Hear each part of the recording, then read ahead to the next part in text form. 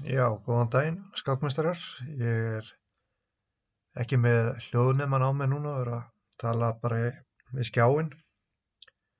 Þannig að hljóðið er kannski ekki alveg jafn gott núna en ég ætla að reyna að gera skákvídeó. Já, nú er náttúrulega áskorundamótið í gangi og Sindaroff er nú líklega með pálmann í höndunum eins og er. Það hafa verið margar hressar og skemmtilega skákir og náttúrulega gaman að fylgjast með hvað menn eru að spá í teóríunni, sko. Og ég ætla að fara yfir hérna skák sem Caruana töldu við Matthias Bluebaum og það var sem sagt Petrov.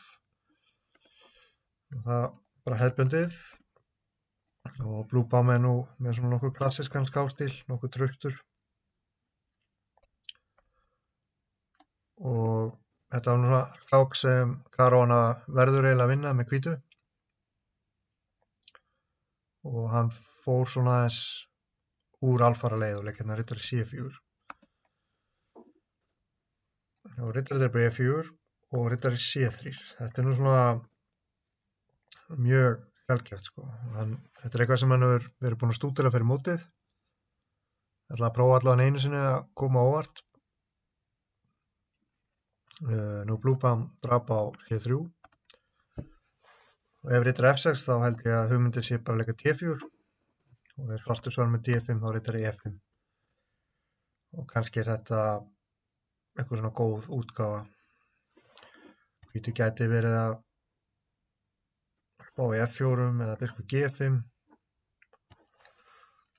eitthvað svoleiðis. Þá tekið á C3, D-druppi C3 og hér eru svona þessar helstu hugmyndir á örvunum, drottning F3, biskup D3, biskup F4 og svo getur riddarinn á C4 alltaf farið á E3.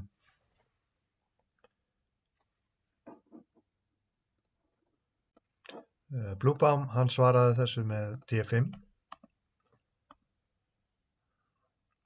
Annar leikur sem myndi greina er biskup E7 en ég veit svo sem ekki nákvæmlega hvað Caruana var með huga þar, kannski drottning F3 virkar svona eðlilegt, kannski biskup F4 og langkrókir eða biskup D3. Ok, D5, riddari 1-3, C6.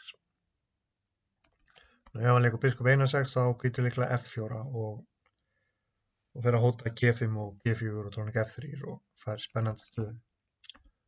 Þannig að C6 valdar á D5. Og hérna kom Caruana með athyglisverðan leik, hann leik biskup D2.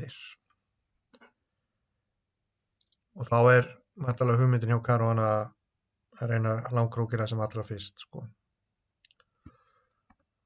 Og Bluebaum leik G6, það er ekki alveg víst að það sé besta framhaldið. Nú biskup 1-7 og geti hvítur kannski leikið drottning F3 með eitthvað svona riddari F5 hugmyndum setna eftir langarhúkun, kannski biskup D3, G4, H4.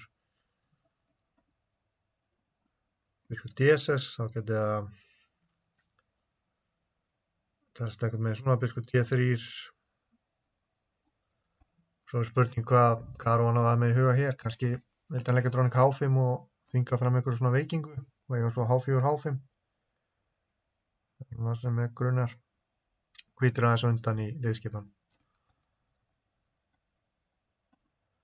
Biskup D2, G6, F4.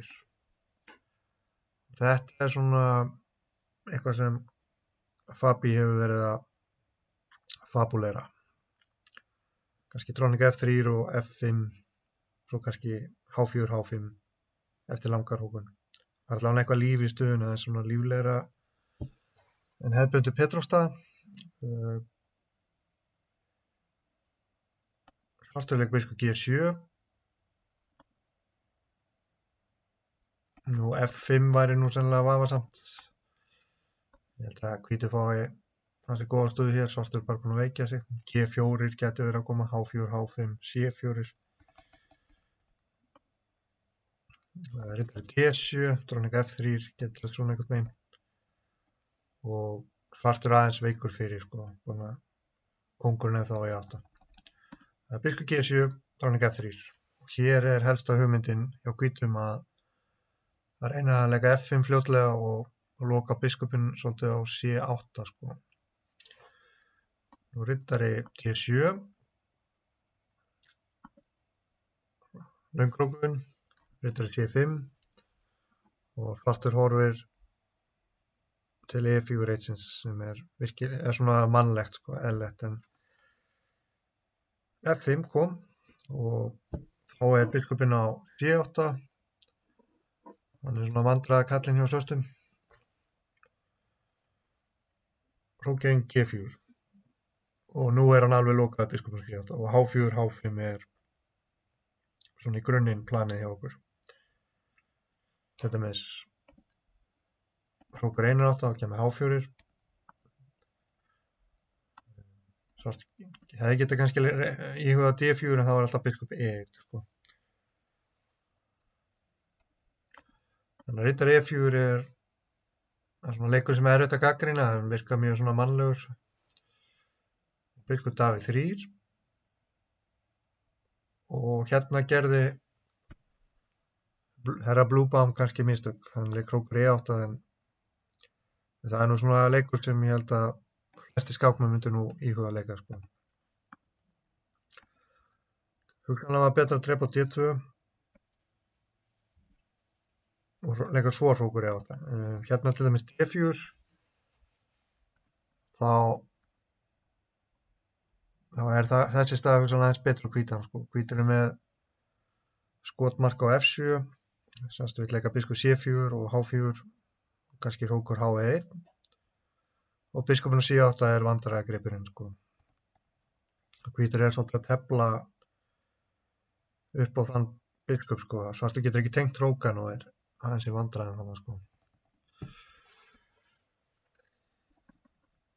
Já, hrókur E8 var líklega best hérna og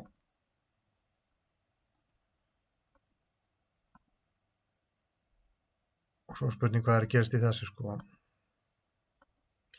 Það er ekki alveg ljóst, kannski er þetta G2 með einhver hrókur E1 hugmyndum.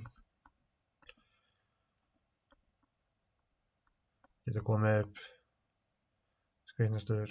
Ég veit ekki alveg hvernig er best teflið, en við skulum bara kíkja á skákina. Hrókur 1, biskup D3, hrókur 1-8, valdar á E4. Þá tók hann á E4 sem er athyglisvert. Gefur bara biskupparið. En á móti kemur að hvítur losaði sig við sterkasta mannin hjá svörstum, riddarinn á E4. Nú hendur hann með D-pið, þá bara dróning F2 og hvítur með riddari C4 og biskup F4 og það er rosalega veiking á D6. Riddarinn getur plantað sig þar sko. Hrókudreipur, H4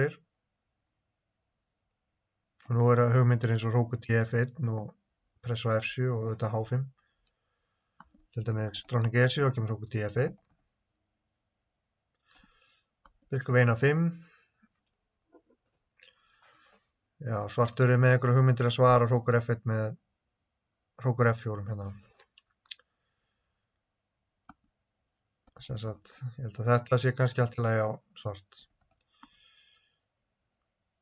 Kóngur B1 var líka athyglisverður hér. En Fabi leik G4 og er að reyna að opna díluna. Dróning B6. C3 og hérna kom dróning A5 sem var líklega mistök sko. Betra var að leika biskup D7 og tefla einhvern veginn svona og svartur er peð undir en er með allavega eitthvað líf í stöðunni sko. Biskupan á opna línur. Dróning A5, H5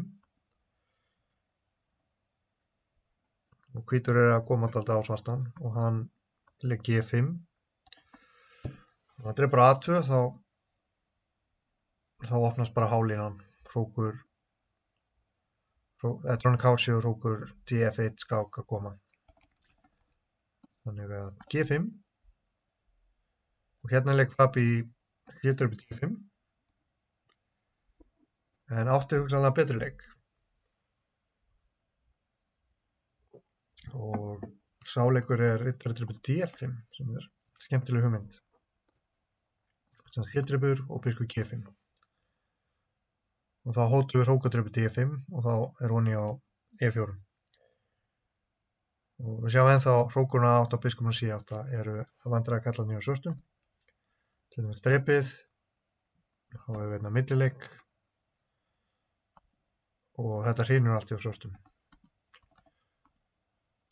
Það er svona erfitt að finna eitthvað leik hérna fyrir svartan. Það er bara hrókadribur D5 að koma og þá erum við 3 upp í kall og dílina og þetta lítur mjög illa út. Hrókurinn E4 er alveg lort.